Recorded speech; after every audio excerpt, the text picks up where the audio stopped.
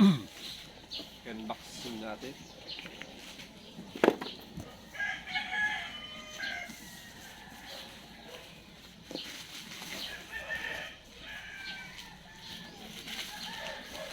Wala tayong katulong.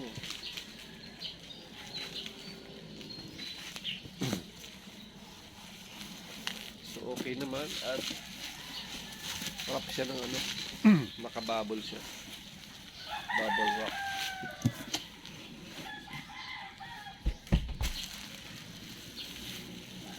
Yeah.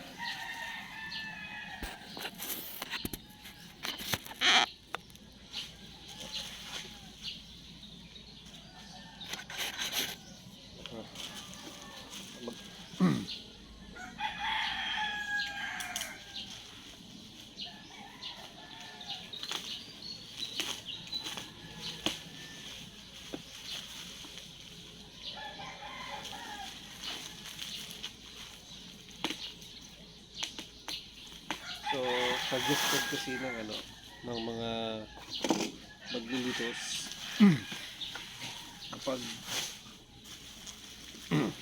yung litos mo ay nagligay. So, malaki guys, malaki yung ating ano. Yan, malaki siya.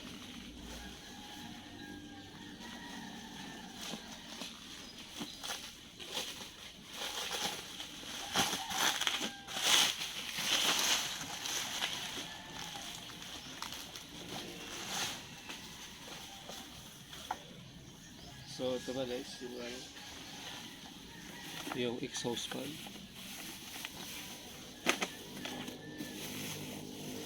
Mapetest natin ito mamaya pag puminit na.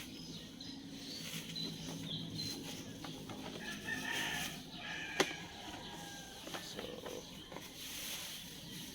yan. So yan, malaki siya guys.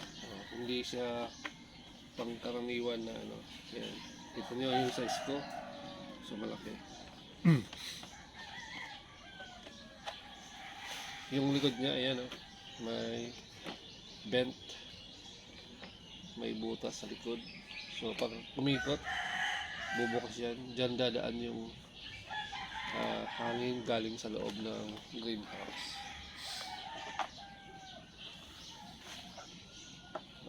Tabi muna natin to.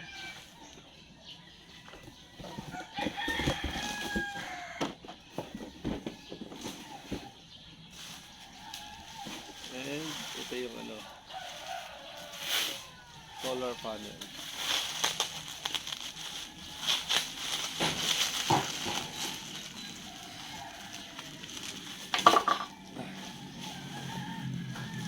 So ayan. Itong brace niya. Itong kinabit natin, brace. So ayan, yung sa likod. Nakakabit din yung ano, yung mga tornilyo.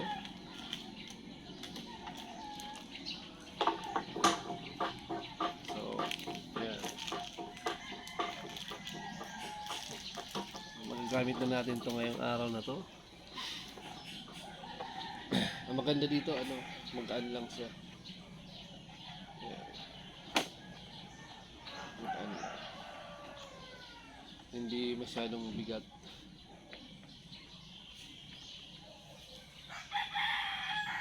So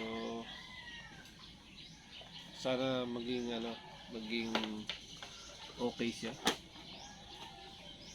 So yung solar exhaust fan natin ay may 6 na blades. So ayan, 2, 4, 6 blades. Ang sukat niya is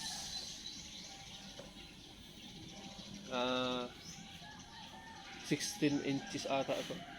Ay, 1 roller. 1 foot and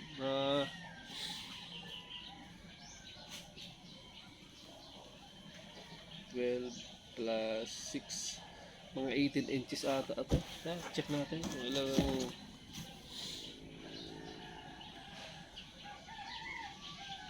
yun.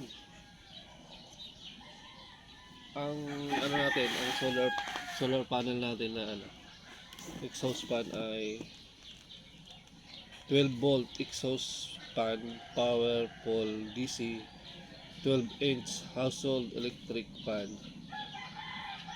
range hood exhaust fan ventilation.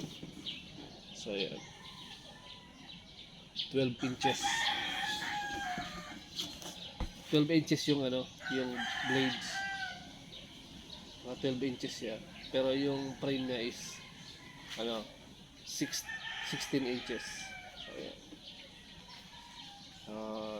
Mamaya guys, matetest natin to.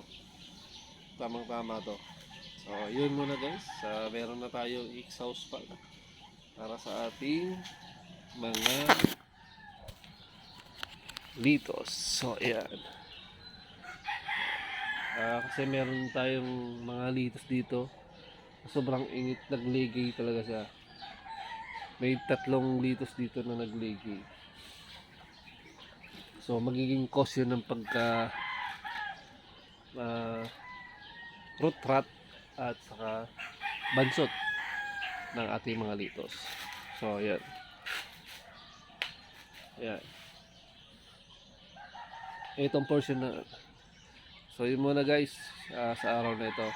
Mamaya ipapakita ko sa inyo after ma-unbox natin, ikakabit muna natin, tapos matetest natin yung mamaya, no? So yan muna guys.